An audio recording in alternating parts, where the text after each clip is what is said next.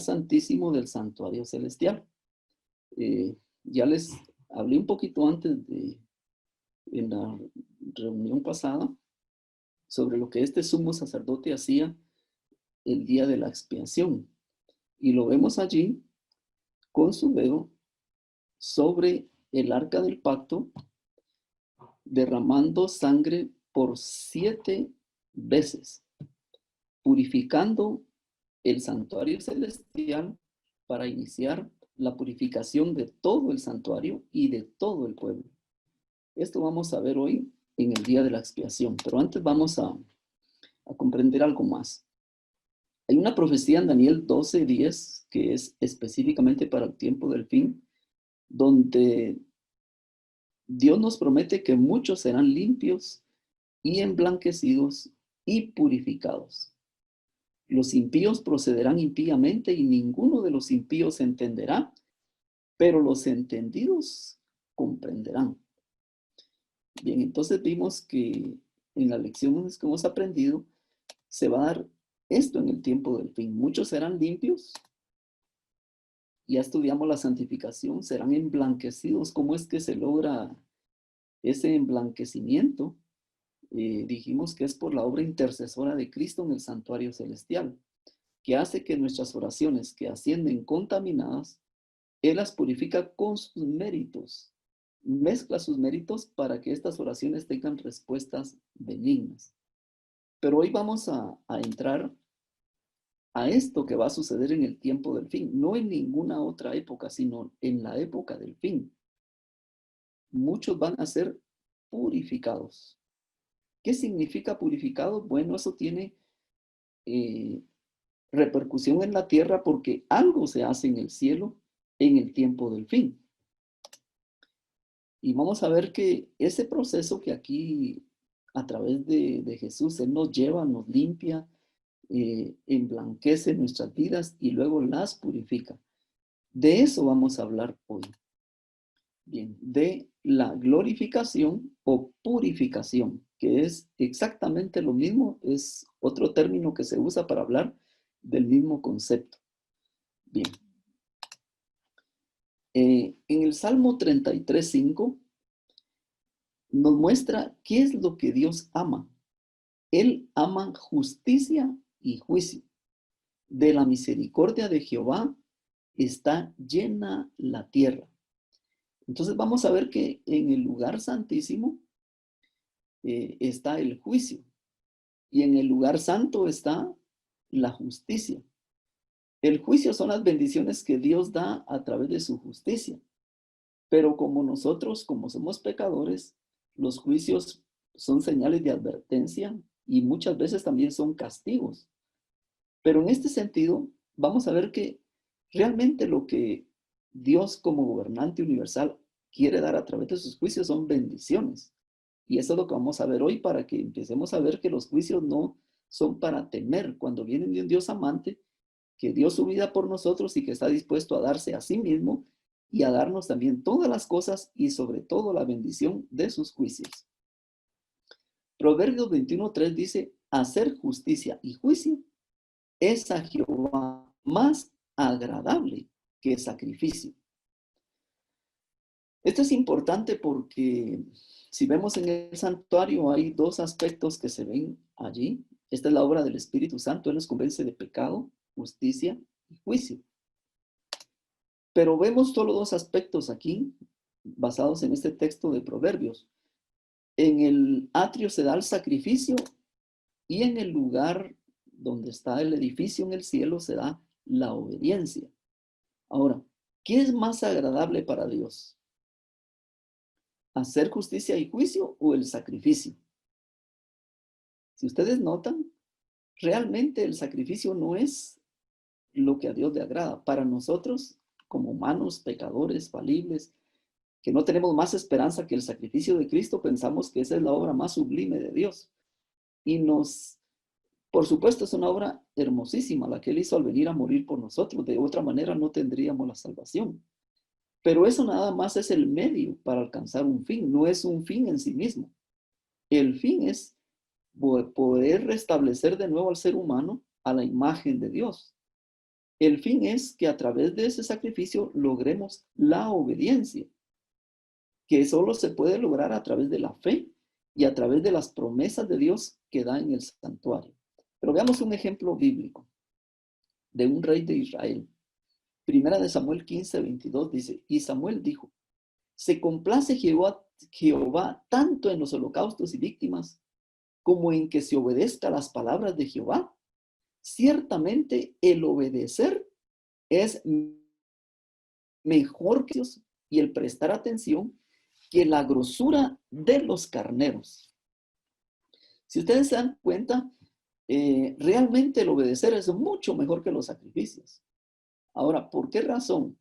Si el hombre hubiera obedecido desde un principio, nunca hubiera sido necesario haber hecho un sacrificio. Solo habría obediencia, solo habría justicia y juicios benignos y una justicia perfecta. Pero como el hombre pecó, se tuvo que hacer el sacrificio. Pero ese no era el plan A de Dios, ese fue el plan B.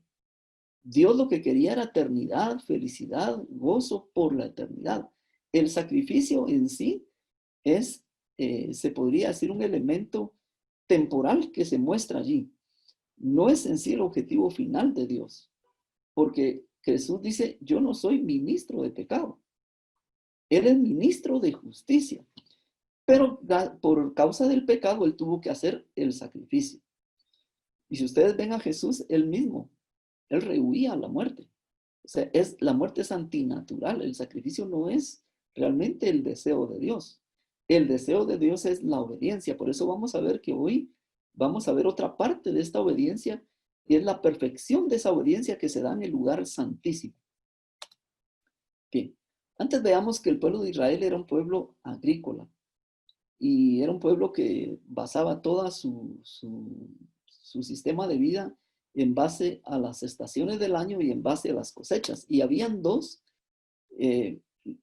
se podría decir, dos estaciones especiales donde se cosechaban frutos. Uno era las fiestas la primavera, que era donde se cosechaba la cebada y el trigo. Y específicamente se celebraban dos fiestas por causa de esa cosecha. Una era la fiesta de los panes, que es el día 15 de Nisan, ahí lo pueden ver en la gráfica.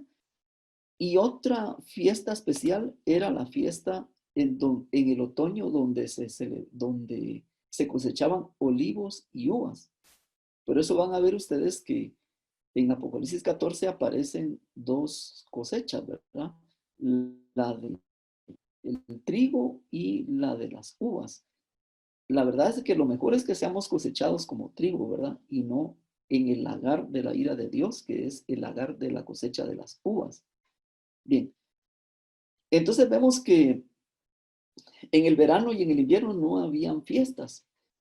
Y las fiestas de primavera, el propósito que tenían era señalar la primera venida de Jesús. Eso era todo el propósito. El 14 de Nisan se celebraba la Pascua. Fue la fecha exacta en que Jesús murió a las 3 de la tarde, según las fiestas que se celebraban, que eran tipos de lo que iba a venir a hacer Jesús en un futuro. El 15 de Nisan fue la fiesta de los panes, por eso eran panes sin levadura, porque él ese día pasó en la tumba. Todo un sábado él reposó. Y así como Dios reposó allá en la creación, él reposó el día de la redención. Así como allá el Padre dijo, consumado es, en otras palabras, ¿verdad? Jesús dijo, consumado es, pero el Padre dijo, hecho está. Cuando terminó la creación, él descansó. Ahora Jesús, cuando termina su recreación, él dice, consumado es, se terminó, entra en su descanso y el domingo resucita. Para la resurrección es el día 16, era la fiesta de las primicias, donde se celebraba la cosecha de cebada. Pero 50 días después celebraba la cosecha del trigo, que era la fiesta de Pentecostés. Pero ahora vamos a las fiestas que señalan la segunda venida de Cristo. Y la más importante es la fiesta del Yom Kippur. Es el día de la expiación. Entonces vamos a ver que había una fiesta anterior, que eran las trompetas. 10 días antes sonaban las trompetas para anunciar ese día tan especial. Y luego venía la fiesta de los tabernáculos, que era la fiesta final, en donde se celebraba la cosecha. Y en esa fiesta era donde era permitido que llegaran todas las naciones, egipcios, árabes, todas las naciones que existían en ese entonces, los babilonios, egipcios, cualquier otra nacionalidad que hubiera, podían ir en esta fiesta. Era una fiesta universal. Bien, lo que quiero señalar aquí es de que estas fiestas otoñales señalaban la segunda venida de Cristo. Iban a estar para este tiempo final antes de entrar en el invierno. El invierno es el milenio. Antes de entrar al milenio, estas fiestas se tendrían que celebrar. Ahora, en el verano no habían fiestas tampoco. Si ustedes ven el verano, es cálido, no hay cosechas, no hay nada. Realmente se tiene que hacer un esfuerzo doble para poder hacer algo, porque no hay agua. Ese verano fue un verano largo que pasó la iglesia, en un periodo de 1260 años proféticamente, donde pasó en un verano larguísimo, ¿verdad? Pero concentrémonos en las fiestas, estas no es primaverales, son otoñales. Disculpen este error, lo voy a corregir para cuando les dé el material. Bien. Ahora, en ese día de la expiación, era llamado Yom Kippur y tenía otros nombres, otras acepciones. También se llamaba Día del Perdón y era el día también de la expiación. Los tres términos son lo mismo. Vemos que los protagonistas principales eran dos machos cabríos. Uno representaba a Jesús, que era el macho cabrío que era muerto, y el otro que quedaba vivo representaba a Azazel o a Satanás. Y en este día, era un día que realmente se podría decir que era un día de aflicción, un día de pena, un día en donde el pueblo de Israel tenía que asistir. Y si alguien no se arrepentía de sus pecados, si alguien no los confesaba, si alguien ese día no hacía una preparación de conciencia, era pueblo de Israel. Por eso era un día especial, un día de conciencia. Y se celebraba una vez al año ese día. ¿Por qué razón? Porque durante todo el año se habían acumulado pecados y todos los días ingresaba sangre y era depositada en el velo y una vez al año se purificaba. Y cuando se hacía ese día de la purificación, empezaba de nuevo el ciclo y empezaba, después de este día, terminaba, perdón, la fiesta de las cosechas y después empezaba de nuevo el ciclo. Pero este día era importante porque era el día en donde el santuario era purificado. Ese se celebraba en el día 10 del mes séptimo. Y miren cómo era se podría decir, la actitud que debían tener. Dice, afligiréis vuestras almas y ninguna obra haréis. Realmente lo que va a acontecer aquí, pero este es solamente el tipo, ¿verdad? En el antitipo es algo solemne. Es algo que nuestras almas deben de tomarlo en cuenta y es un día de aflicción. A veces pensamos que los cristianos no tenemos que tomar con seriedad el asunto de nuestra salvación porque creemos que algunos tienen el concepto que una vez salvos, siempre salvos y que la salvación no se pierde. Pero hay aflicción en este día porque sí la salvación se puede perder. Y vamos a explicarlo por qué razones de que tenemos que tener nuestra conciencia bien despierta porque la salvación es un don de Dios que si no se permanece en Cristo, si no se cumplen las condiciones de permanencia, también podemos perderla. Bien. Este día era juicio en la tierra, era el acto de purificar santuario y era la purificación del santuario terrenal. Ese era el tipo. Pero veamos el antitipo. Estas fiestas, las primaverales y otoñales, prácticamente apuntaban a la obra y al ministerio de Cristo, a lo que Él iba a hacer. Las fiestas primaverales apuntan a lo que Él hizo en la tierra y las otoñales, la que está haciendo en el cielo. Entonces, este cordero que moría era, en las fiestas primaverales era solamente un símbolo del Cordero de Dios que quita el pecado del mundo. Aunque se celebraba todos los años y se mataban corderos, todas estas eran solo símbolos de un solo cordero, que era el Cordero de Dios que vendría a morir por los pecados de todos. Entonces vamos a ver que también esta fiesta, la fiesta de Yom Kippur, también era solo simbólica. La verdadera fiesta se iba a celebrar después en el otoño del mundo. Y se iba a purificar, ¿qué cosa? El santuario celestial. Entonces allí ya no es el sumo sacerdote el que hace la purificación, es Cristo con su sangre el que purifica el lugar santísimo, purifica el lugar santo, purifica todo y termina purificando el templo. Lo importante de esta fiesta era que la sangre que se usaba para purificar era la del macho cabrío, que era al que le tocaba la suerte de Jehová. Y al final de toda la fiesta, esta sangre iba a parar, se podría decir, hasta el macho cabrío vivo. O sea, el que se moría era el que representaba a Jehová y el vivo representaba a Satanás. Entonces se depositaba sobre este vivo la sangre y luego se iba con una persona al desierto y ahí moría. Exactamente lo que va a pasar con Satanás. Al final Satanás va a cargar con los pecados de todos. Por esa razón es que Satanás está empeñado en que no se salven las personas. ¿Por qué razón? Porque los que hemos creído en Cristo, Jesús murió en nuestro lugar y nosotros no tenemos que morir porque Él pagó el precio de nuestra culpa y nuestra redención y ya no muero yo, sino Él murió por mí. Es una gran noticia. Ahora, ¿qué pasa con las personas que se pierden? Jesús no va a morir por ellas. Ellas van a pagar por su propio pecado. Pero al final, esos pecados van a ser puestos ¿sobre quién? De los que se salvan van a ser puestos sobre Satanás. Los que yo confesé en el santuario y de los que yo me arrepentí, al final, Él paga por esos pecados. Pero si una persona no se salva, va a pagar por sus propios pecados. Entonces Satanás paga los pecados de los salvados.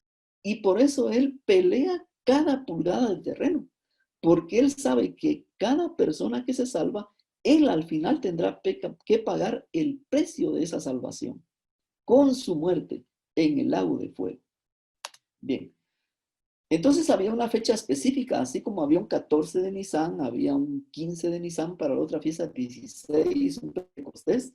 Daniel 8:14 dice, hasta 2300 tardes y mañanas, luego el santuario será purificado. Eso vamos a ver un poquito de detalle en la próxima lección. Pero por hoy les quiero decir de que esa fecha ocurrió porque tiene un cronograma bien interesante. En 1844, allí empezó la purificación del santuario, no ha terminado. ¿Qué quiere decir? ¿Cómo se va a purificar el santuario? Porque se va a hacer una obra especial, que es el juicio en el cielo, y es un sinónimo de el acto de borrar pecados. Así como se limpiaba el santuario terrenal, también el del cielo necesita ser purificado. ¿Y por qué es que esta obra se lleva en el cielo? Porque recuerden que el pecado comenzó en el cielo y el cielo se contaminó. Entonces el cielo debe ser purificado. Y allí es donde Jesús está haciendo esta obra de borrar pecados. Y por esa razón esta no es una mala noticia. El juicio es la mejor noticia. Yo les dije en un principio que el santuario se iba a ir poniendo cada vez mejor. Y ahora esta noticia es la más excelente de todas. Mis pecados van a ser borrados y exterminados de los libros y al final yo quedaré vindicado. Así es de que vamos ahora a desarrollar este tema a través de las siguientes lecciones. Bien, primero, en el lugar santísimo se encuentra la ley. Ahora yo les pregunto, ¿hay evangelio sin ley?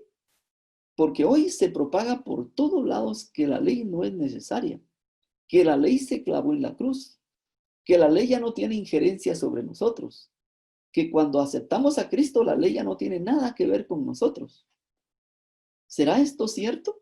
O sea, si la ley está en el santuario, no podemos quitarla, no podemos hacer a un lado porque la salvación tiene que ver con el santuario y con lo que Jesús hace en la tierra y lo que hizo en la tierra y lo que hace en el cielo. Entonces tiene que estar la ley ahí vigente en el plan de salvación. Y ya explicamos la vez pasada que la ley es la que demanda sangre. Es la ley la que tiene que, la que pide el precio del pecador. No es Dios, es la ley. Bien, entonces vemos que Romanos 5:13 nos explica, porque donde no hay ley, no se inculpa de pecado. Entonces, ¿qué pasa si yo quito la ley? Miren qué sucedería. Si no hay pecado, tampoco hay santidad, porque santidad es conformidad con la ley. Entonces, yo no podría, miren qué sucede ahora.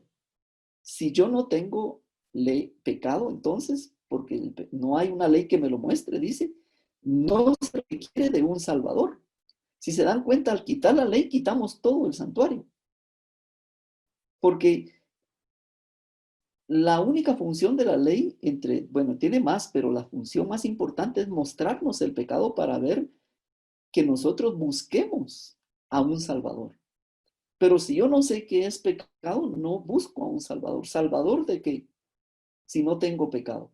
Por esa razón la ley es importante en el Evangelio. Bien. Santiago 2:10 nos recuerda, porque cualquiera que guardare toda la ley, pero ofendiera en un punto, se hace culpable de todos. Porque el que dijo no cometerás adulterio, también ha dicho no matarás. Ahora bien, si no cometes adulterio pero matas, ya te has hecho transgresor de la ley. No pone toda la ley, solo pone un ejemplo. Pero cualquier mandamiento de la ley, cualquiera que yo infrinja, infringo toda la ley. No necesito infringir todo, solo con uno. Por esa razón esta ley no puede cambiarse, tiene que cumplirse, porque es parte de lo que Dios quiere hacer al final en el plan de salvación. Es instaurar la ley en nuestros corazones, que es el lugar en donde debía haber estado siempre, donde existía en el corazón de Adán antes de pecar. Bien, el 2:12 nos dice, así hablad y así haced como los que habéis de ser juzgados por la ley de la libertad. Porque juicio sin misericordia se hará con aquel que no hiciere misericordia, y la misericordia triunfa sobre el juicio. Bien, hacía de que en algún momento, en 1844, inició el juicio investigador. Y vamos a ir poco a poco desarrollando estos puntitos. Primero, debo recordar que la salvación es por fe. Eso que no se nos olvide. Pero el juicio es por las obras. ¿Por qué razón es de que la salvación no puede ser por obras? Porque no somos salvos por obras, solo somos salvos por fe. Pero el juicio sí tiene que ser por obras, porque las obras son la evidencia de la fe. O sea, ¿cómo vamos a saber si tuvimos fe? Solo las obras lo van a demostrar. Y por eso las obras son importantes en la salvación, pero no son importantes para salvarnos, no. Las obras donde juegan un papel importante es en el juicio, porque simplemente demuestran si mi fe fue genuina o no. O sea, los frutos, o sea, esas obras van a demostrar realmente la calidad de mi fe o si realmente no la hubo. Por esa razón, en todo juicio tiene que haber evidencias. Si no hay evidencias, una persona, aunque sea culpable, sale libre. Las evidencias van a ser mostradas. ¿Quién va a enseñar estas evidencias? Bueno, vamos a ir viendo poco a poco esto.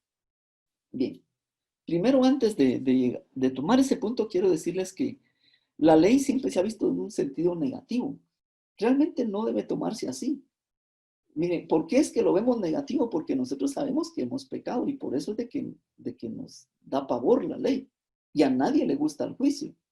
Por ejemplo, si usted va en una carretera y de repente se acuerda que no tiene licencia y ve unos policías, ¿cómo se siente? ¿Se siente contento o gozoso de ver policías? Mire, si usted sabe que no lleva licencia, le va a dar aflicción. Pero si usted va bien con sus papeles, es más, y si usted necesita ayuda porque hay sospecha de que alguien lo está siguiendo, usted se pone feliz que haya un policía porque le puede pararse y pedir un auxilio. Todo depende cómo está uno, ¿verdad? Pero miremos quién realmente estuvo bajo la ley y quién la cumplió perfectamente. Dice Gálatas 4:4. Pero cuando vino el cumplimiento del tiempo, Dios envió a su Hijo, nacido de mujer y nacido bajo la ley. Muchos piensan que nacer bajo la ley es una maldición. Realmente Jesús fue protegido por esa ley. Él tenía la ley de Dios en su corazón y por esa razón el Espíritu Santo lo guardaba de pecado, porque él aceptaba los mandamientos de su Padre y los cumplía. Y por eso el amor de Dios brotaba en él, porque él hacía la voluntad de Dios a través de lo que Dios requería en su ley. Gálatas 4:5 dice, para que redimiese a los que estaban bajo la ley, a fin de que recibiésemos la adopción de hijos. O sea, nosotros sí teníamos problemas con la ley, pero estar bajo la ley puede verse desde dos puntos de vista. Estamos bajo la condenación de la ley.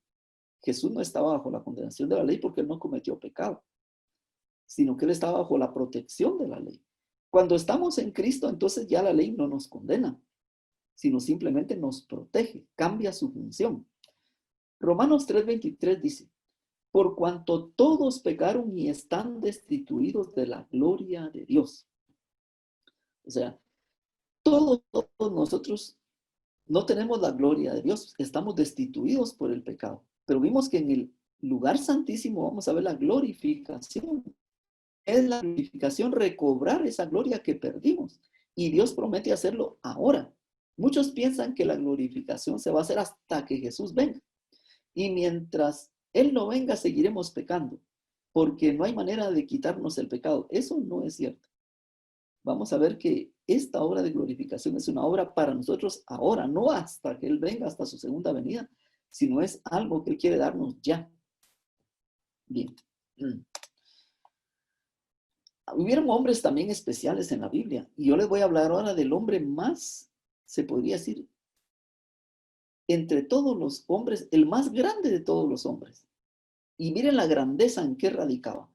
Isaías 43 habló de él diciendo, voz que clama en el desierto, preparad camino a Jehová, enderezad calzada en la soledad a nuestro Dios. ¿De quién hablaba el profeta? Bueno, de Juan el Bautista. Este hombre fue realmente grande, el más grande de todos los hombres, porque él, Dios lo mandó a una misión y la cumplió. Hermanos, si todos cumpliéramos la voluntad de Dios, fuéramos grandes en el reino de los cielos. Dice que el que guarda los mandamientos, el que los guarda y los cumple, va a ser grande en el reino de los cielos.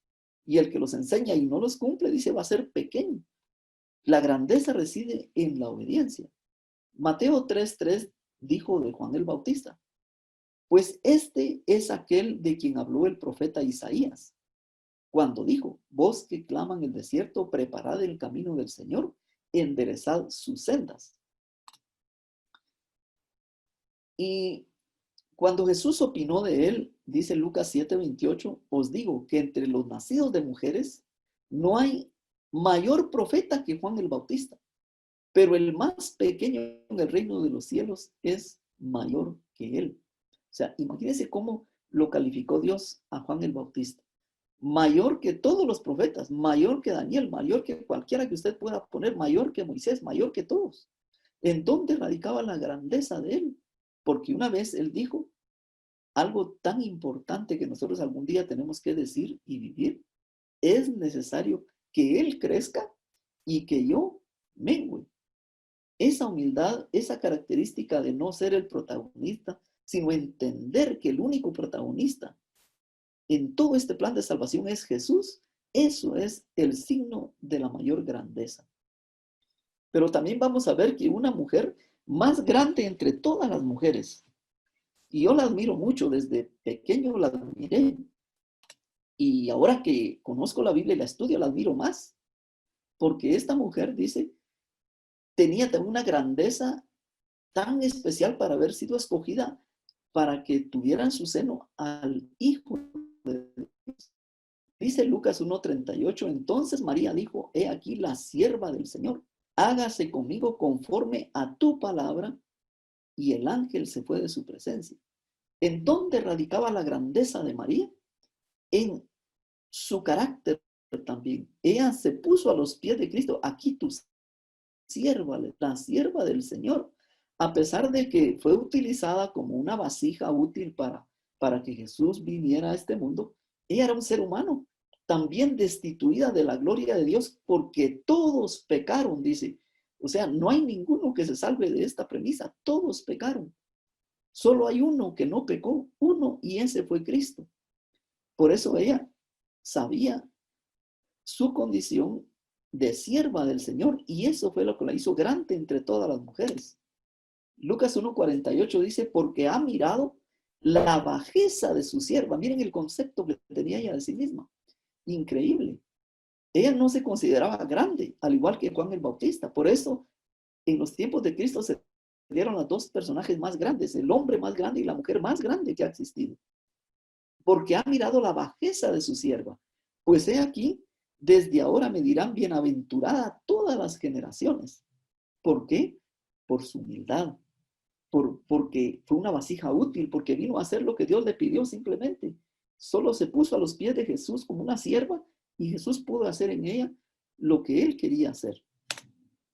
Pero esto es lo que más me admiró de ella y me animó a mí a poder algún día llegar a tener ese carácter que tenía. Dice Lucas 23:55, y las mujeres que habían venido con él desde Galilea siguieron también y vieron el sepulcro y cómo fue puesto su cuerpo.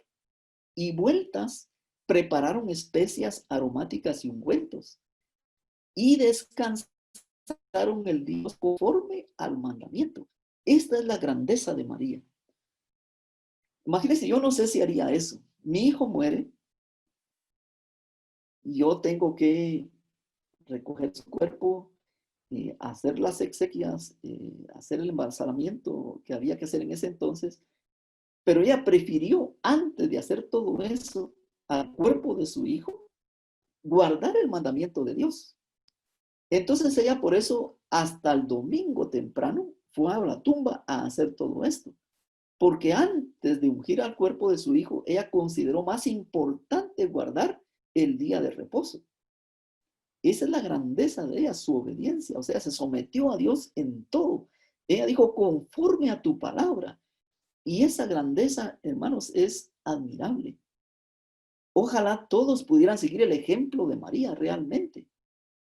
Y miren qué interesante es, porque si hiciéramos eso como hizo ella el día de reposo, que está en la ley de Dios, que la Biblia nos pide guardar, tendríamos realmente el carácter que ella tenía como personaje importante y grande en la historia del pueblo de Dios. Isaías 58:13 habla así de este día especial que ella guardó. Si retrajeres del día de reposo tu pie, de hacer tu voluntad en mi día santo y lo llamares delicia, santo, glorioso de Jehová, y lo venerares. Miren, hermanos, la veneración solo se le puede rendir a la ley de Dios. Ninguna otra cosa se puede venerar. Veneración quiere decir respeto. Ese respeto que se merece la ley es tan importante porque la ley es el reflejo del carácter de Dios. Allí Dios está mostrando, por eso se llaman las tablas del testimonio. Dios está testificando cómo es. Es un Dios que no miente, no roba. Es un Dios que tiene misericordia, un Dios pasivo, un Dios que perdona. Allí está en la ley su carácter. Por eso es lo único que se puede venerar en esta tierra. Dice, no andando en tus propios caminos, ni buscando tu voluntad, ni hablando tus propias palabras. Pero también hay algo que sí merece adoración. Más que veneración, adoración. Dice Apocalipsis 22:9, pero él me dijo, mira, no lo hagas, porque yo soy consiervo tuyo, de tus hermanos los profetas y de los que guardan la palabra de este libro. Adora a Dios. ¿Qué sucedió aquí en este texto? Sucede que Juan quiso postrarse ante un ángel que le dio una revelación y él le dijo, no, no, no lo hagas. Solamente puedes adorar a Dios. A pesar de que un ángel es más grande que todavía Juan, porque Jesús lo dijo, ¿verdad? El más pequeño del reino de los cielos es más grande que Juan. a pesar de eso, jamás podemos adorar a un ser humano. Y si vamos a venerar algo, tiene que ser a lo que la Virgen María veneró, la ley de Dios. Bien, entonces vemos que no estoy usando todos los mandamientos, este específicamente porque es el que a veces no hemos tenido conciencia de realmente guardarlo. Lo demás sabemos y lo conocemos, ¿verdad? No debemos robar, mentir, matar, etcétera. Pero este mandamiento es muy importante para Dios y está en la ley de Dios. Bien, ahora Romanos 7:12, volviendo a la lectura de este libro, dice, de manera que la ley a la verdad es santa y el mandamiento santo, justo y bueno. Miren qué interesante es esto de la ley. La ley es santa, solo Dios es santo.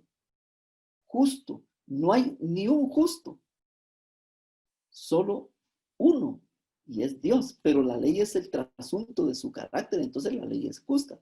Y Jesús dijo en vida, a nadie llaméis bueno, porque solo hay uno bueno, y ese es Dios, y la ley es buena. Entonces la ley refleja lo que Dios es.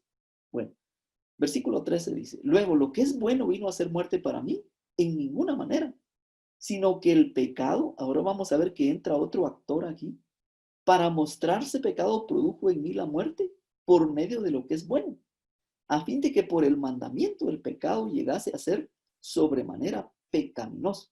O sea, el mandamiento hizo que el pecado se hiciera más pecaminoso. Es como un niño, ¿verdad?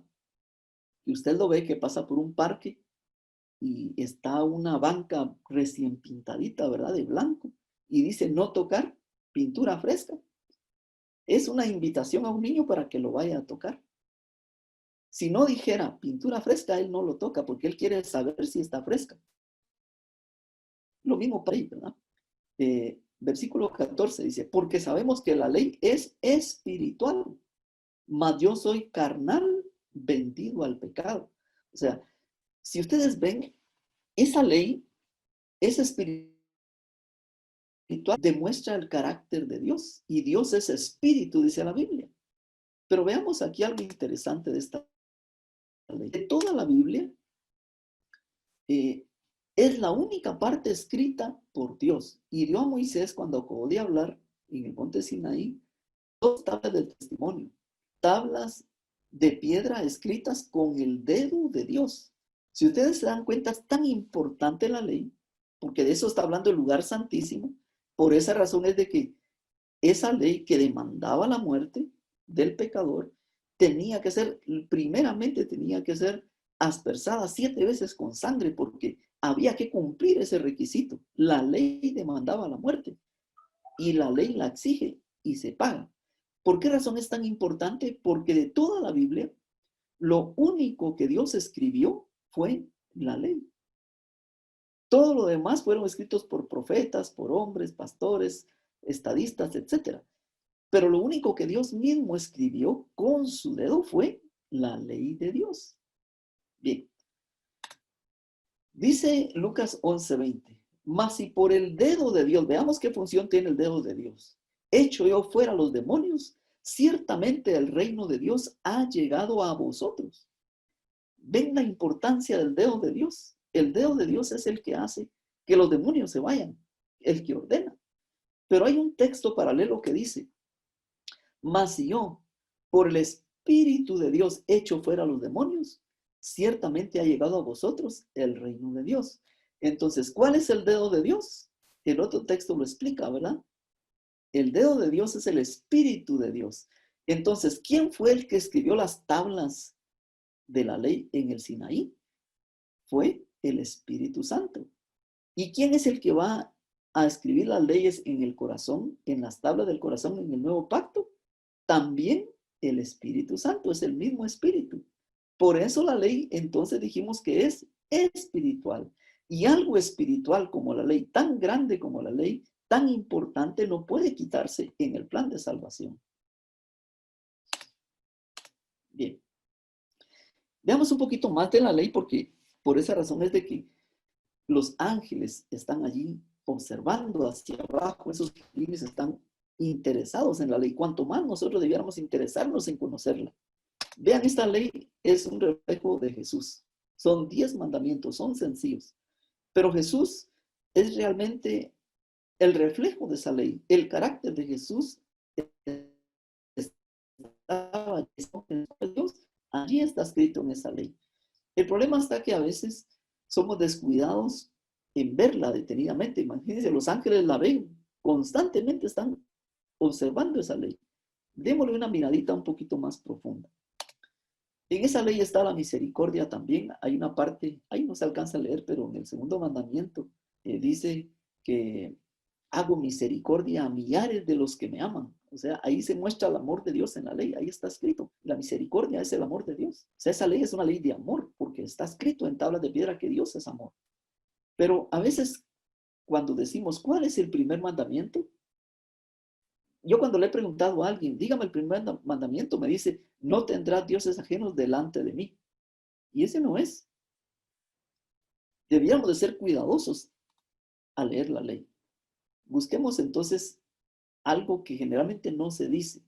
Éxodo 21 dice, y habló Dios todas estas palabras diciendo, 2 puntos. ¿Qué quiere decir cuando hay 2 puntos? Que a continuación va a decir lo que Dios dijo. Y el versículo 2 dice, yo soy Jehová tu Dios que te saqué de la tierra de Egipto de casa de servidumbre. O sea, cuando yo quito esta parte de la ley no tiene sentido. Por eso el primer mandamiento empieza así. Yo soy Jehová tu Dios que te saqué de la tierra de Egipto de casa de servidumbre. No tendrás dioses ajenos delante de mí. Ese es el primer mandamiento. Generalmente no lo ponemos completo. ¿Por qué razón? Bueno, porque el cumplimiento de la ley de parte mía es una respuesta de amor a lo que Cristo hizo por nosotros. O sea, si quito esta parte, entonces son solo normas. Pero si yo pongo en la ley lo que Él hizo por mí, me sacó de la servidumbre de Egipto, me trajo a la libertad, entonces yo estoy agradecido con Dios. Entonces para mí esta ley es una ley de amor. Es una ley que me muestra lo que Dios hace por mí. Eso es importante. Ahora imagínense, ese pueblo era esclavo allá en Egipto. ¿Por qué eran esclavos? Porque no tenían libertad. Ellos eran extranjeros también. Las leyes de los egipcios no eran para ellos, eran para los egipcios. Los esclavos no tenían leyes, eran esclavos, solo tenían que hacer al antojo del dueño, sin derecho de nada. Entonces, cuando vienen al Sinaí, Dios les da una ley. Ahora que tenían una constitución, entonces eran libres, pero sin ley eran esclavos. Lo mismo sucede en nuestros países. Cuando está la constitución, cuando tenemos una constitución, somos libres. Pero cuando no hay ley, es un estado de anarquía. Por eso la ley es llamada ley de libertad. Bien, pero hay algo más aquí. Jesús es el verbo. O sea, la ley tiene un verbo, ¿verdad? Pero Él es el verbo de esa palabra de la ley. Él es la ley encarnada. Él es la acción de la ley. Él vino a demostrar cómo se vive la ley, cómo es tener un estilo de vida donde los mandamientos estén grabados en mi corazón como los tenía Él. Porque Él nació del Espíritu Santo. Y el Espíritu Santo lo primero que hizo fue escribir su ley en el corazón. Por eso dijo Él, ¿cuánto amo yo tu ley? Tu ley está en medio de mis entrañas. Bien. Pero algo más que tenemos que ver en la ley es de que realmente los mandamientos son promesas. O sea, a veces buscamos promesas en la Biblia, ¿verdad? Cuando estamos enfermos, cuando tenemos problemas, cuando tenemos temor. Pero las promesas más maravillosas de la Biblia están en la ley. ¿Por qué son promesas? Porque están en futuro. Dice, no, en un momento te prometo que algún día tú dejarás de matar, de odiar. Todo eso lo vas a dejar porque esa es una promesa que yo hago, escrita en tablas de piedra. Eso yo lo voy a cumplir. No mentirás. Llegará el día en que te voy a perfeccionar de tal manera que la mentira dejará de ser parte de tu vida. Esas son promesas maravillosas. Todo lo que dice la ley son promesas para mí. Ahora, si no estuvieran en futuro, estaríamos perdidos. Porque si dijera en presente, no mates, y yo ya maté, ya no tendría esperanza. Porque si ya fallé en eso, dice no mates, pero maté, ya no habría vuelta de hoja, tendría que ser condenado. Pero la promesa de la ley es no matarás. O sea, me está diciendo, si tú te aferras a esa promesa, yo voy a transformar tu vida para que tú dejes de odiar, dejes de matar, dejes de codiciar, dejes todo eso. Y eso es algo que solo Dios hace a través del poder del Espíritu Santo. Bien. Ahora, lo que ha confundido por muchos siglos a las personas es porque no han entendido que hay otra ley. Y a veces la han confundido con la ley de Dios. Y vean qué dice Romanos 7:1. Así que queriendo yo hacer el bien, hallo esta ley. Miren, esta ley, ¿cuál es? Que el mal está en mí. Esta es una ley. Porque según el hombre interior me deleito en la ley de Dios. Pero veo otra ley en mis miembros que se revela contra la ley de mi mente y que me lleva cautivo a la ley del pecado que está en mis miembros. O sea que hay una ley que es la ley del pecado y otra ley que es la ley interior, que es la ley de Dios. Ven que hay dos leyes ahí, no es una sola ley. A veces la gente, como no lee atentamente la ley, entonces piensa que se refiere a la misma ley. Y por eso dice esa ley no funciona, hay que clavarla, hay que sacarla. Pero no, esta ley es diferente. Dice, versículo 25. Gracias doy a Dios por Jesucristo, Señor nuestro. Así que yo mismo con la mente sirvo a la ley de Dios. Vean que son dos leyes, más con la carne a la ley del pecado. Entonces vemos que yo a través de mi mente puedo servir a Dios. Puedo deleitarme en hacer su voluntad. Pero si sirvo a la carne, entonces, si en lugar de seguir los propósitos de mi mente, yo atiendo a los deseos de la carne, estoy sirviendo a la ley del pecado. Bien, pero más adelante, en Romanos 8:1 dice, ahora pues ninguna condenación hay para los que están en Cristo Jesús, los que no andan conforme a la carne, sino conforme a ¿qué? Al Espíritu. Ahora vean cómo aquí la ley tiene la connotación espiritual en el versículo 2. Porque la ley del Espíritu de vida en Cristo Jesús, ¿cuál es la ley del Espíritu? Es la ley de Dios, porque es la ley del Espíritu. Ya comprobamos que el Espíritu la escribió con su dedo. Por eso es la ley espiritual. Ahora dice, la ley del Espíritu de vida en Cristo Jesús me ha librado de la ley del pecado y de la muerte. O sea, la ley del pecado y de la muerte es esa ley que está en mis miembros. Pero cuando Dios instala su ley en mi corazón, esa otra ley desaparece. Solo queda una ley, la que va a gobernar mi vida, es la ley del Espíritu, los mandamientos de Dios. Y esto no lo hago yo, lo hace Dios, es un milagro. Ya lo estudiamos el segundo día, ¿se acuerdan? Que Dios va a quitar este corazón de piedra y va a poner uno de carne, de acuerdo a su voluntad, de acuerdo al diseño y de acuerdo a lo que Él va a hacer como un milagro supremo en nuestra vida. Bien. Y por otra razón la ley es importante, porque Apocalipsis 11:19 dice que el templo de Dios fue abierto en el cielo y el arca de su pacto se veía en el templo. Y hubo relámpagos, voces, truenos, un terremoto y grande granizo. En el libro de Apocalipsis, hablando del desarrollo de la historia después de que Cristo ascendió al cielo, el libro de Apocalipsis no es más que la historia de Cristo, de lo que hace en el cielo, vio Juan el arca del pacto en el templo. Quiere decir que la original está en el cielo. Lo que hubo aquí en la tierra fue una copia, pero la ley original está allá. Por esa razón, nadie puede cambiar un mandamiento. Aquí en la tierra podemos presumir cambiarlos, pero no podemos cambiar los que están en el cielo, porque esos sí están allá escritos en tablas de piedra y esos no pueden modificarse. Esa ley es importantísima y es la misma ley que Dios espera que sus hijos guarden, que los santos guarden. ¿Se acuerdan que un santo, quién es? Una persona que guarda los mandamientos de Dios y tiene la fe de Jesús. Bien. Este 13 ya me está anunciando de algo que va a suceder aquí. El fin de todo discurso oído es este: teme a Dios y guarda sus mandamientos, porque esto es el todo del hombre. Porque Dios traerá toda obra a juicio juntamente con toda cosa encubierta, sea buena o sea mala. Y luego Daniel 7:27 dice: entonces se dará a los santos que son el pueblo del Altísimo, la majestad y el poder y la grandeza de los reinos. Su reino será reino eterno. ¿Por qué razón? Dice, porque ellos, dice, lo adorarán y obedecerán todos los gobernantes de la tierra.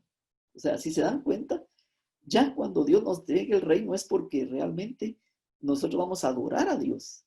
A Dios no lo podemos adorar de otra manera más que con nuestra obediencia, porque la obediencia es mayor que el sacrificio.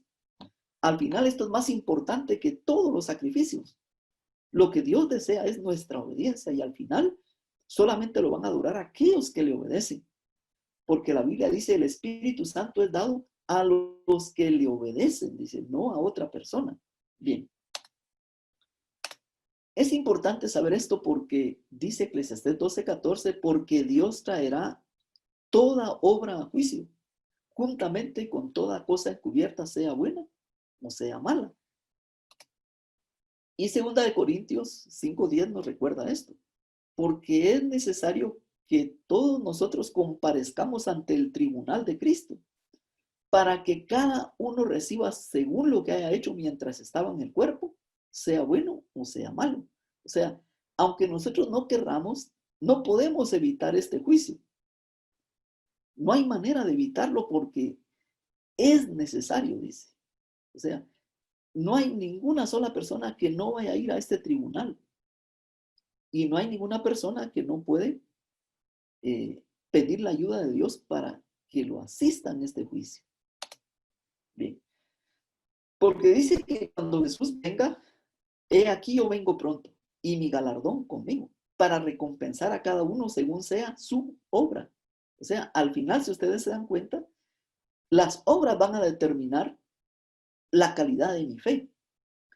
Y esa fe va a ser premiada.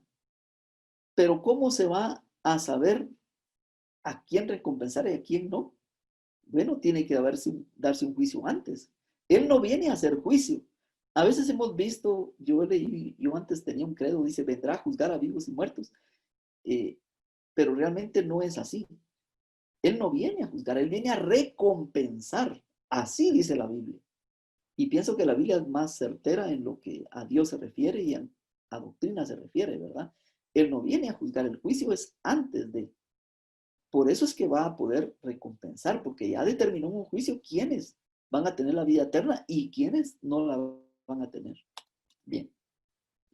Hay un argumento que no acepta el juicio personal. Y yo lo he escuchado muchas veces y se los voy a poner aquí. Dice, si los santos están en una relación correcta de pacto con Dios, su estatus no es abierto a cuestionamiento en momento alguno. O sea, en otras palabras, dice, si yo estoy en buena relación con Dios y mi pacto es de fidelidad, entonces yo no puedo ser cuestionado, mi salvación no puede cuestionarse en ningún momento.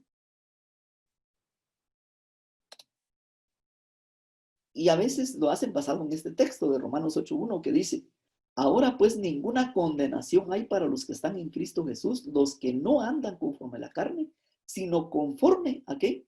Al Espíritu. O sea, ellos dicen, es que para un santo no hay condenación. Entonces dice, no necesitamos que se nos cuestione. Ahora, lo que ellos dicen aquí y cambian esta palabra, dice, es que no se necesita un juicio. Ahora, ¿dónde se da una condena? Mire, es increíble, pero una condena solo se da en un juicio. Lo que está diciendo aquí implícitamente es lo contrario. Lo que está diciendo es que sí habrá juicio, porque habrá una condenación. No es lo que piensan de que no habrá juicio, no, juicio sí habrá. Lo que no habrá para los santos es condenación. Ahora, ¿por qué es que se dará el juicio? Veamos Romanos 8:14, ya lo vimos en Corintios, ahora en Romanos, 14:10 dice, pero tú, ¿por qué juzgas a tu hermano? O tú también, ¿por qué menosprecias a tu hermano? Porque compareceremos ante el tribunal de Cristo. Y Pablo lo vuelve a repetir. Es necesario, dijo. Pero ahora dice, no podemos nosotros juzgar, es que esa obra no se nos dio. Porque el juicio sin misericordia será con aquel que juzga. O sea, platicaba con una hermana, yo le decía, es que no podemos juzgar a nadie, o sea, no nos corresponde juzgar, pero somos dados a juzgar. Y esa no es nuestra tarea, lo único que juzga es Dios. Pero también somos dados a salvar. Cuando alguien nos cae bien y pensamos que es buena persona, este se va a salvar. Cuando vemos a alguien que está portándose mal y con vicios y todo, inmediatamente decimos, este se va a perder. Es que eso no nos corresponde a nosotros, ni juzgar, ni salvar. Ahora, ¿por qué es entonces que se da el juicio? Si Dios no, realmente no cuestiona, Dios sabe nuestra vida. Dice, porque Apocalipsis 12:10 dice, entonces oí una gran voz en el cielo que decía, ahora ha venido la salvación, el poder y el reino de nuestro Dios y la autoridad de su Cristo, porque ha sido lanzado fuera el acusador de nuestros hermanos, el que los acusaba delante de nuestro Dios día y noche. Entonces, aunque Dios sabe realmente nuestra vida, Él sabe de antemano porque Él es omnisapiente, si me voy a salvar o perder, eso Él lo sabe, porque Él lo sabe todo. ¿Por qué es que se da el juicio entonces? Es porque hay alguien que nos acusa. Un juicio no se da si no hay un acusador. Y por esa razón dice, es cierto, en lo que concierne a Dios, o sea, Él no cuestiona, Él ya sabe quién se va a salvar o no, pero no es cierto en lo que concierne a Satanás. Él sí cuestiona el estatus de los santos de Dios. ¿Por qué lo hace? Porque Él sabe que cada persona que se salve, Él va a pagar por ese precio. Mientras que las personas que no se salvan, ellos mismos pagarán por su pecado. Entonces a Él le interesa que nadie se salve. Él está ahí acusando y condenando. Bien, el juicio se da para beneficio de los ángeles, no porque Dios necesite saber quién se salva o se pierde. Él ya lo sabe. Es porque el acusador de nuestros hermanos lo solicita. Él es la parte pidiente en este juicio. O sea, imagínense, tiene que haber una parte pidiente. De lo contrario, no puede haber un juicio. Alguien tiene que pedir y el que lo pide es Satanás. El juicio probará que los cargos de Satanás contra aquellos que realmente son santos carecen de fundamento. La tragedia es que en algunos casos las acusaciones de Satanás son correctas. O sea, por esa razón es que debemos de afligir nuestras almas. Señor, ¿estaré yo haciendo lo correcto cuando ese juicio venga porque no puedo escapar a ese juicio? ¿Realmente saldré librado? Pero vamos ahora con las buenas nuevas. Recuérdense que ya explicamos desde un principio que la salvación son buenas nuevas de principio a fin. Bien, pero escarbemos un poquito más en este juicio. El egoísmo escondido de los hombres aparece en los libros del cielo. Aquí está el registro de los deberes que no cumplieron para con el prójimo, el de su olvido de las exigencias del Señor. Ahí se verá cuán a menudo fueron dados a Satanás tiempo, pensamientos y energías que pertenecen a Cristo. Hartos tristes son los apuntes de los ángeles que los ángeles llevan al cielo. Seres inteligentes que profesan ser discípulos de Cristo están absorbidos por la adquisición de bienes mundanos o por el goce de placeres terrenales. El dinero, el tiempo y las energías son sacrificados a la ostentación y al egoísmo. Pero pocos son los momentos dedicados a orar, a estudiar las Sagradas Escrituras, a humillar el alma y a confesar los pecados. Satanás inventa innumerables medios de distraer nuestras mentes de la obra en que precisamente debiéramos estar más ocupados. Así de que en ese juicio serán juzgados los pensamientos, serán juzgados las acciones que hicimos, las que dejamos de hacer. Y yo creo que es difícil que alguien sin una ayuda especial de Dios pueda pasar este juicio. Bien. Y otra vez lo vuelvo a recalcar aquí. Hebreos 9:27 dice, de manera que ha sido para los hombres que mueran una sola vez y después de esto, el juicio. O sea, no es de que yo muero y luego alguien en mi funeral dice, pues se fue al cielo. No, no se fue al cielo. Porque está establecido. Mueren una sola vez y después el juicio. Al cielo iremos cuando Jesús venga a traernos. Para eso es su segunda venida, para llevarnos con Él. Pero mientras tanto, el siguiente paso después de la muerte es el juicio. Si vamos a ir a la Biblia, ¿verdad? A lo que ella enseña. Bien. Ahora bien, empezamos ya a ver las buenas nuevas aquí. Hijitos, estas a su esclavo para que no pequéis. O sea, lo ideal fuera no pecar. O sea, el trono de la gracia se estableció para poder ir al oportuno socorro antes de pecar. Pero si se da el caso, dice, si alguno hubiere pecado, también hay misericordia en el trono de la gracia, por supuesto. Abogado tenemos para con el Padre, a Jesucristo el justo. Entonces, hermanos, si alguno hubiera pecado, dice, no hay problema, tenemos un abogado. Pero recuérdense que el ideal es, y por el cual Dios nos perdona, es no para volver a pecar otra vez, no. Porque en el juicio, los pecados van a ser juzgados. Y ahora vamos a ver algo interesante de esta parte. Bien.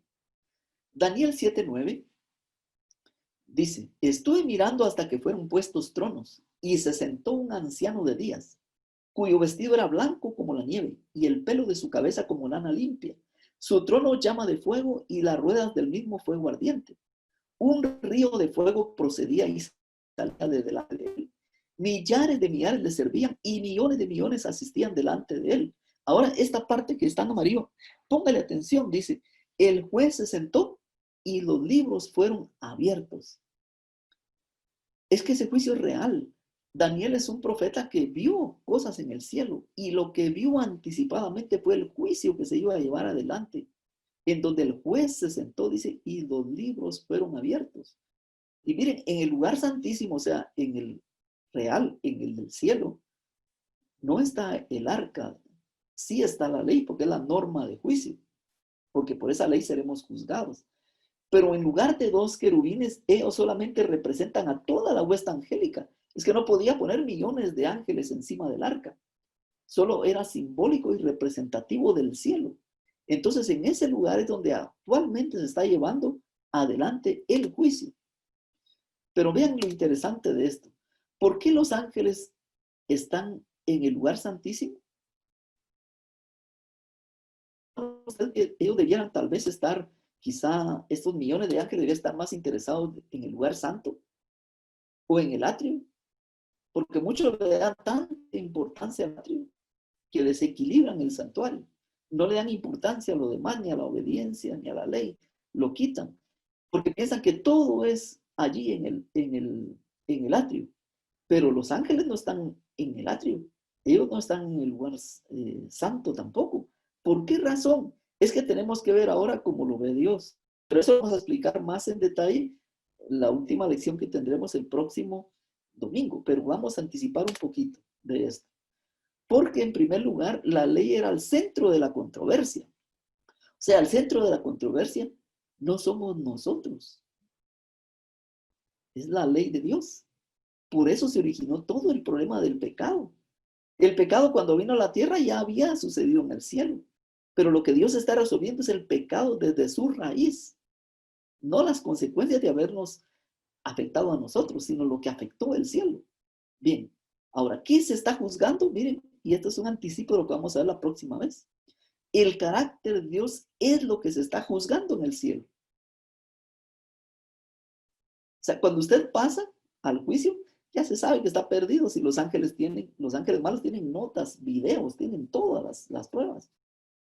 Ahí usted está frito. Ahí no tenemos ni siquiera cómo.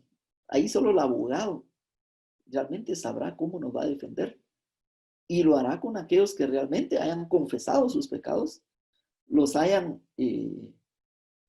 no solo confesado, se hayan arrepentido de todo corazón y los hayan abandonado. Esos pecados son los que serán borrados en el juicio, no todos los pecados. Bien. Ahora 3 dice, nosotros somos secundarios. La gran controversia es realmente entre Cristo y Satanás. O sea, nosotros no somos los más importantes en este juicio. Lo vamos a ver después, es Dios el más importante. Pero veamos con lo que concierne a nosotros. Y los libros fueron abiertos. ¿Qué libros? Bueno, hay 3 clases de libros en el cielo, de donde van a salir el juicio. Primero está el libro de memorias. ¿Qué contiene este libro? Bueno, Malaquías 3:16 dice, entonces los que temían a Jehová hablaron cada uno a su compañero, y Jehová escuchó y oyó, y fue escrito libro de memoria delante de él para los que temen a Jehová y para los que piensan en su nombre. O sea, Todas las cosas buenas que hacemos están escritas en el libro de memorias. Todas las cosas buenas. Si usted dio un vaso de agua, ahí está, tendrá su recompensa. Todo lo que usted ha hecho en la vida bueno, Dios lo va a recordar en el juicio, porque Dios no se le escapa nada. Pero también hay otro libro, y es el libro del pecado. ¿Qué tiene ese libro? Isaías 65:6 dice, he aquí que escrito está delante de mí. Este es el libro del pecado. No callaré, sino que recompensaré y daré el pago en su seno por vuestras iniquidades. O sea, eso es lo que está escrito delante de Dios también, es el libro del pecado.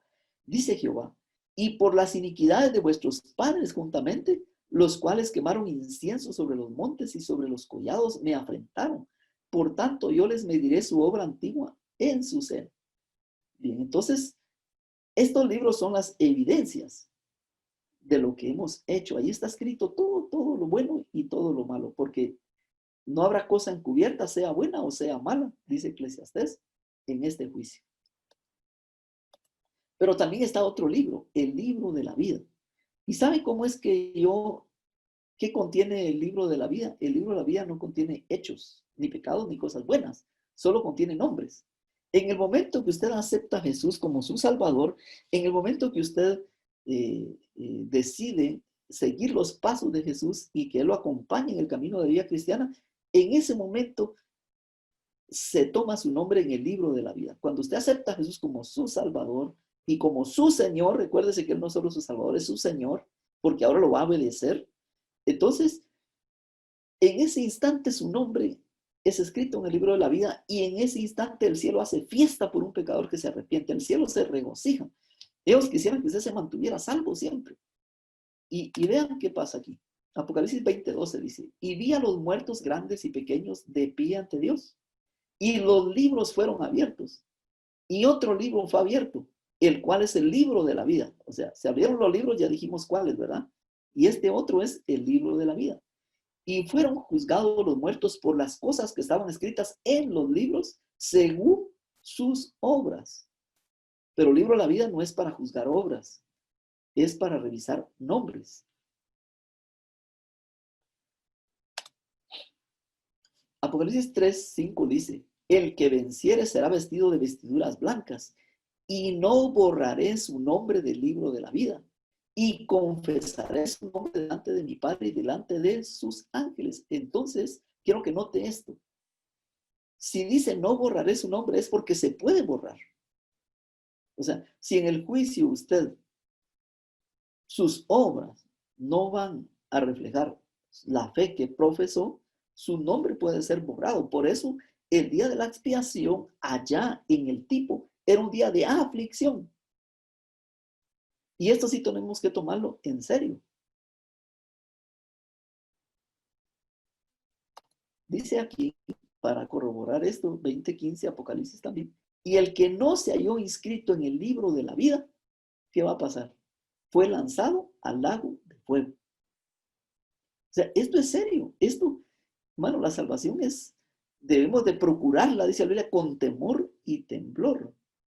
O sea, yo les estoy diciendo a ustedes toda la verdad, no les quiero esconder nada de la verdad que está en la Biblia, porque realmente Dios, ahora veámoslo desde el punto de vista positivo. Si la Biblia dice que vamos a ser salvos es porque Dios al final va a poder purificarnos. Recuerde eso.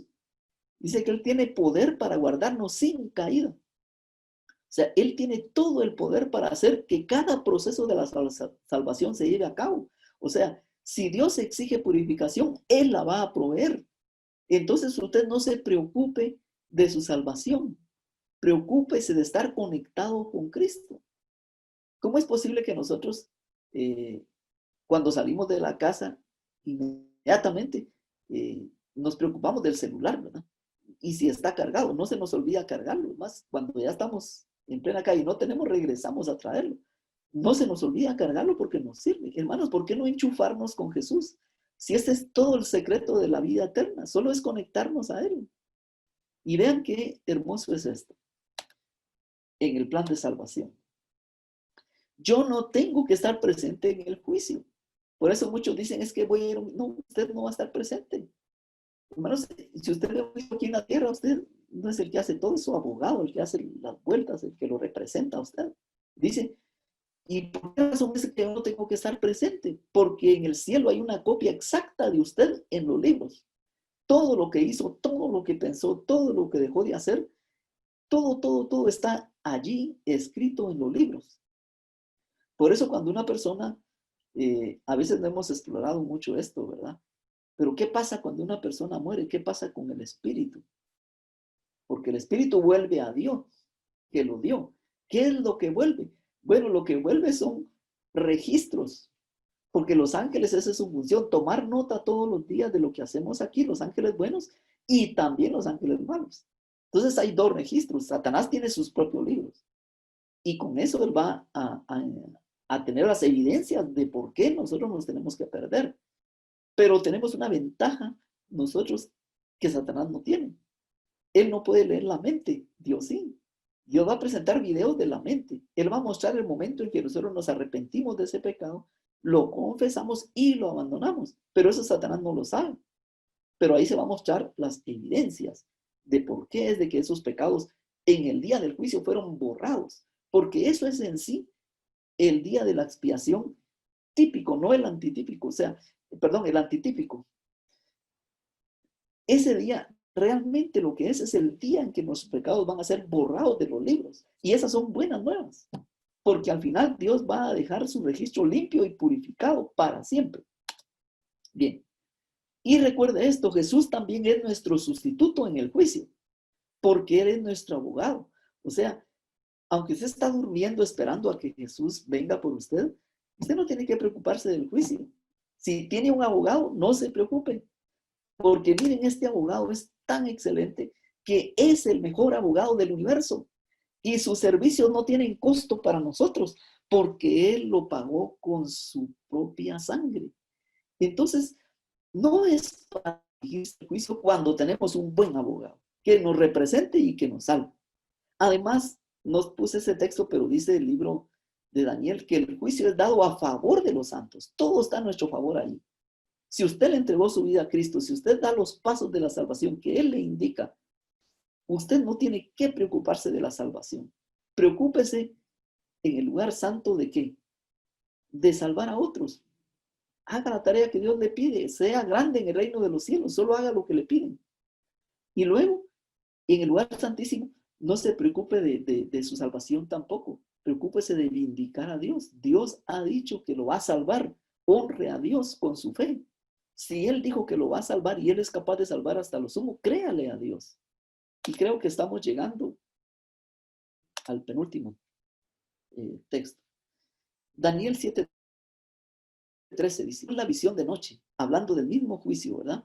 Y he aquí con las nubes del cielo venía uno como un hijo de hombre. Miren cómo lo presenta Daniel en el Antiguo Testamento. Aquí se presenta como hijo de hombre. ¿Por qué? Porque él va a ir a dónde. Dice que vino hasta el anciano de días y le hicieron acercarse delante de él. Entonces, cuando el juez se sentó, el anciano de días se siente y los libros se abren, viene Jesús para representarnos y viene para defendernos. ¿No le parece que ese maravilloso Jesús está en todo el plan de salvación de principio a fin? Y que las mejores noticias es de que yo puedo ir a la tumba y descansar en paz sabiendo que Él se encargará de lo que sigue y que yo no tengo que preocuparme de eso. Hermanos, esas son las mejores noticias para mí. Bien, y este es el último texto y con esto termino. Y es una apelación muy importante que hace Juan en el primer libro de Juan, capítulo 4:17, para saber si realmente estamos seguros del juicio. Dice, en esto se ha perfeccionado el amor en nosotros, para que tengamos confianza en el día de juicio. Hermano, Dios, si usted cree que ama a Dios y Dios lo ama, tenga confianza en el día del juicio. No se preocupe de eso. Pues como Él es, así somos nosotros en el mundo. O sea, al final, si tenemos el carácter de Dios, así como Él es, Jesús en su carácter, en su obra, en todo, pues así somos en este mundo, no tenemos que preocuparnos. En el amor, dice, no hay temor, sino que el perfecto amor echa fuera el temor, porque el temor lleva en sí castigo, de donde el que teme no se ha perfeccionado en el amor. Así es de que yo lo invito a que usted se deje amar por Dios. Nosotros le amamos a Él, dice la Biblia, porque Él nos amó primero. Deleites en ese amor, disfrute su salvación. Miren, aparentemente estas son buenas nuevas. Apenas estoy a la mitad de las buenas noticias del juicio. Lo mejor viene cuando concluyamos el lugar santísimo el próximo domingo. Pero por el momento usted tiene que ir a descansar a su casa en paz. Duerma tranquilo. Su abogado se hace cargo de su caso. Solicite sus servicios y él no le fallará. Jamás él perderá un caso que se pone en sus manos. Que Dios lo bendiga y que estas noticias del juicio, en lugar que le den temor, hagan nacer en usted el amor hacia Dios.